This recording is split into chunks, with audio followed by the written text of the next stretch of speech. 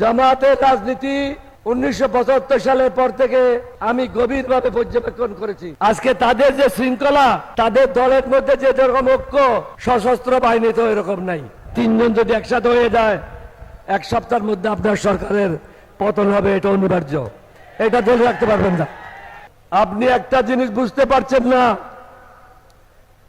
জামাতের রাজনীতি 1975 সালের পর থেকে আমি গভীরভাবে পর্যবেক্ষণ করেছি। আজকে তাদের যে শৃঙ্খলা, তাদের দলের মধ্যে যে যেরকম ঐক্য, সশস্ত্র বাহিনী তো এরকম নাই।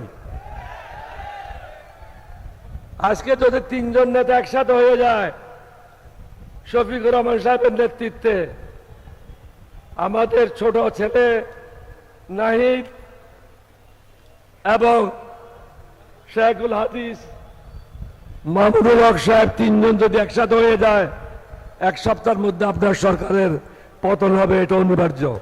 এটা ধরে রাখতে পারবেন না। কারণ তারা যে কোনো সময় 20 লক্ষ 30 লক্ষ লোকের সমাবেশ ঢাকাতে ঘটাতে পারবে।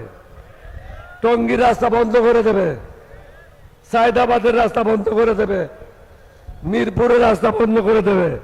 আপনি কোন দিকে দেশে থাকবেন? আপনাকে এটা বুঝতে হবে। আপনি অন্যদের দ্বারা প্রভাবিত হবেন না। দেশের মানুষের কথা বলে চিন্তা করেন, দেশের মঙ্গলের কথা চিন্তা করেন। মানুষ কেউ চিরদিন বেঁচে থাকবে না। মানুষ বেঁচে থাকে তার কর্মের মাধ্যমে, টাকা দিয়ে নয়, পদ দিয়ে নয়। আপনি প্রধানমন্ত্রীর জন্য জনগণের মধ্যে বেঁচে থাকবেন না। আপনাকে বেঁচে থাকতে হলে জনগণের আশা আকাঙ্ক্ষা আপনার কর্মের মধ্যে প্রতিফলিত হতে হবে।